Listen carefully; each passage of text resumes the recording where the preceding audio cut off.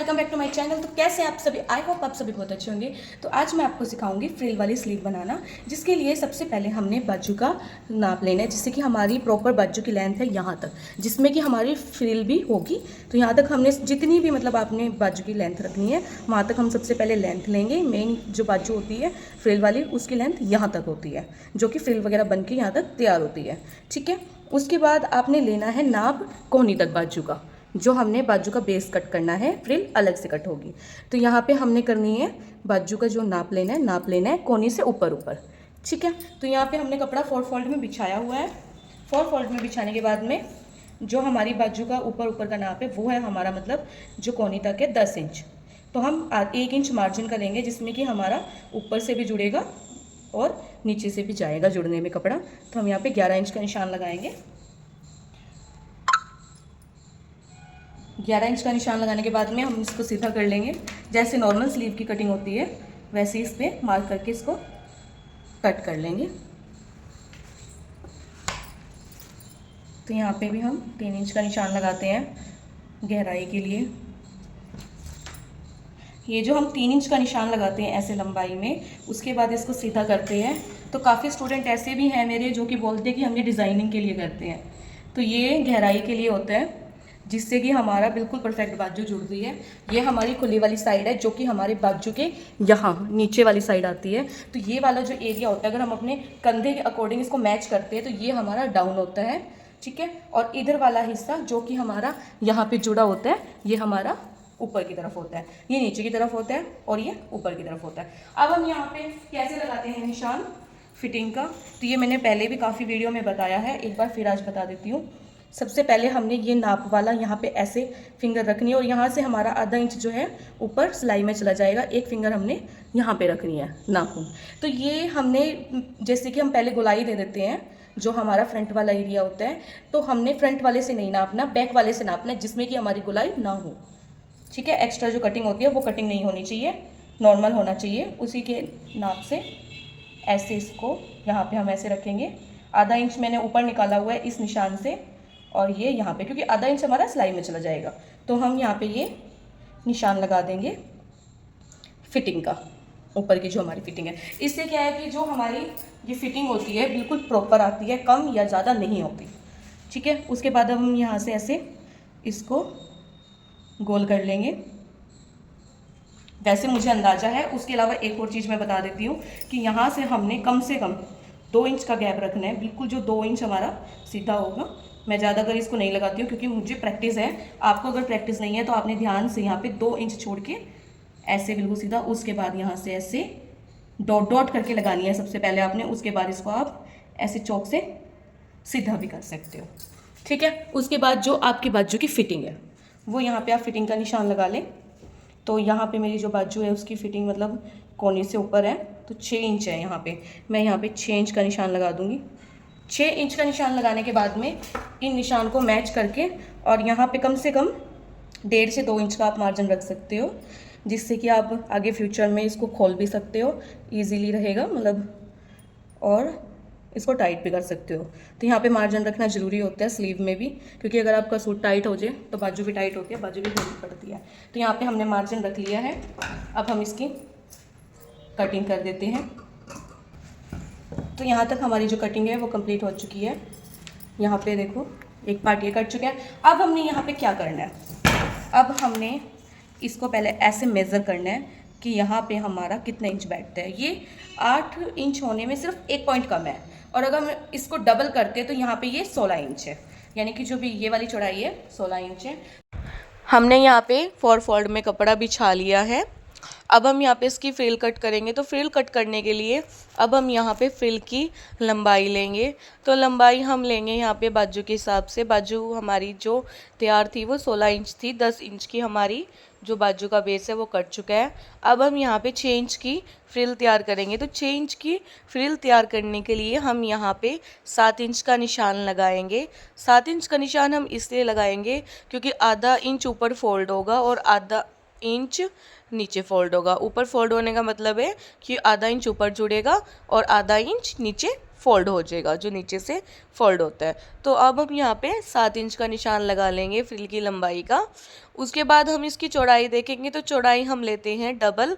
तो यहाँ पे मैंने 32 इंच का कपड़ा फोल्ड करके रखा हुआ है, क्योंकि जो हमारी बाजू का नीचे से बॉटम था वो हमारा 8 इंच के करीब था, और 8 को अगर हम खोल के लेते हैं प्रॉपर तो वो हमारा टोटल मिला के 16 इंच था। तो 16 का अगर हम डबल करते हैं तो यहाँ पे 32 इंच बैठता है।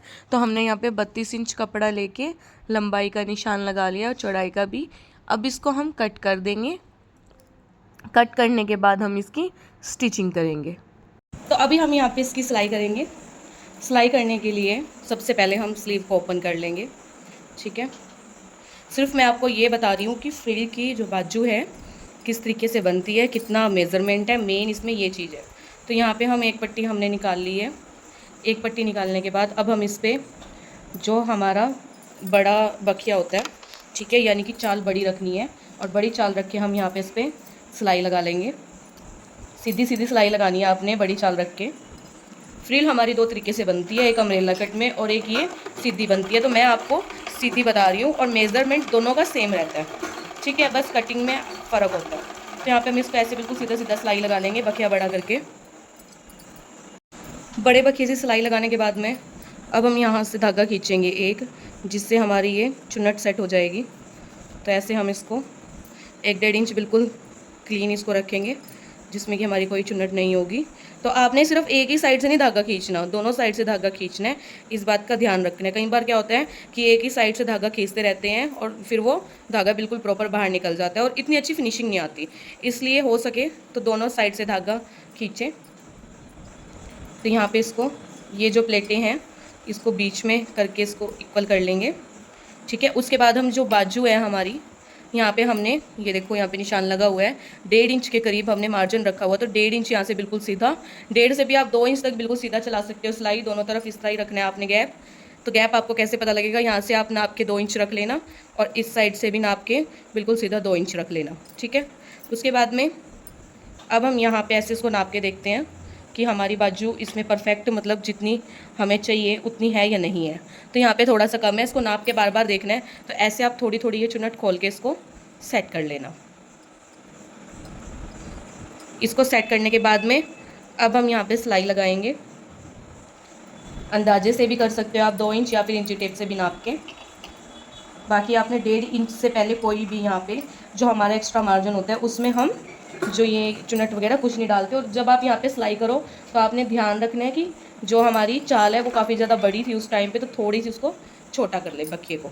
और यहाँ पे इसको एडजस्ट करके भी आप इसको दोनों को ऐसे मैच करके देख सकते हो प्रॉपर। तो यहाँ से आप ऐसे ऐसे थोड़ा थोड़ा सरका के और थोड़ी थोड़ी ऐसे फिनिशिंग करके इसको इक्वल करके फिर आगे हम इस पर सिलाई लगाना स्टार्ट कर देंगे।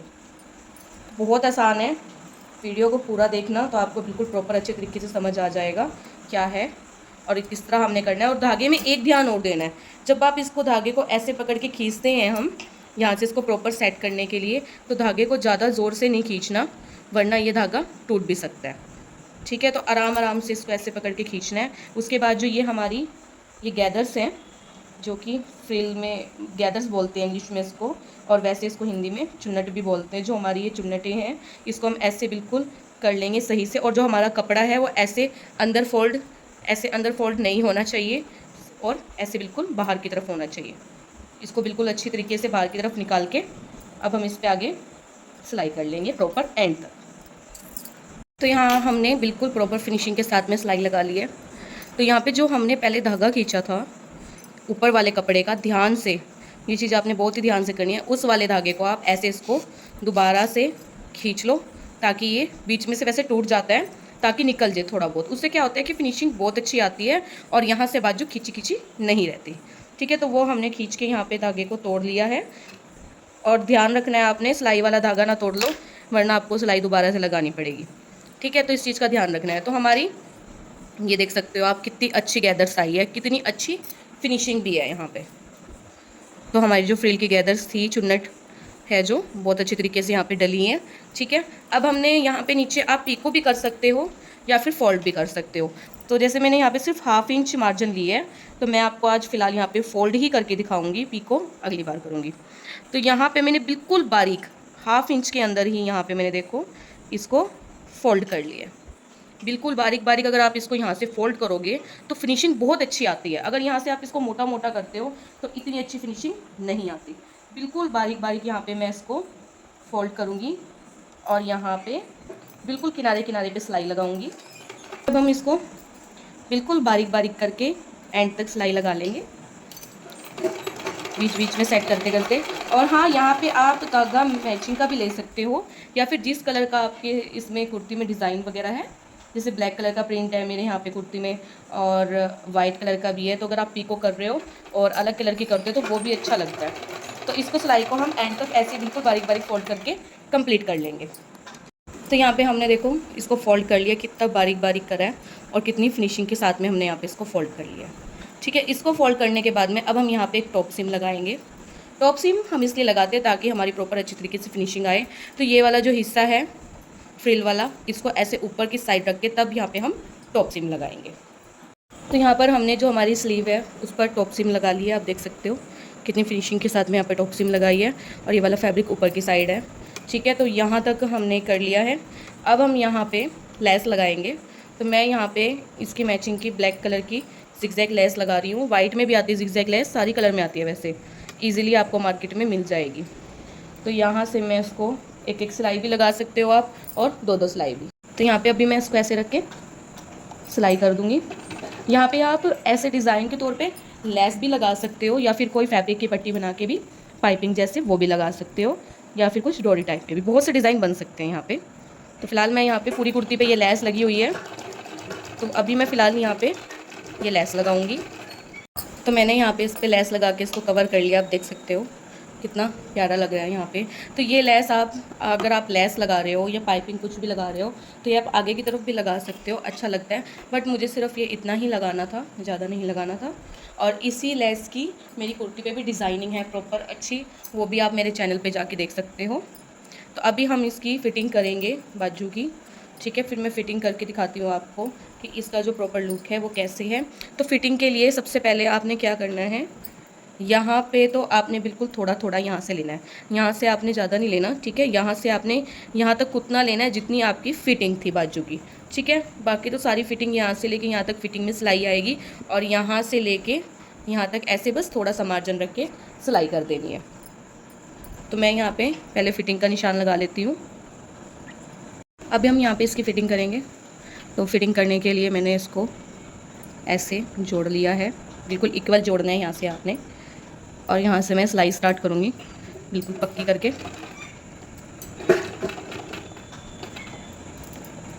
और इस वाली सिलाई को मैं पहले वहाँ से यहाँ तक ऐसे लेके आऊँगी, यहाँ तक। सॉरी, अभी दिख नहीं रहा है वीडियो में। तो इसको मैं यहाँ ऐसे टेढ़ी करते करते फ़िटिंग तक ले आई हूँ।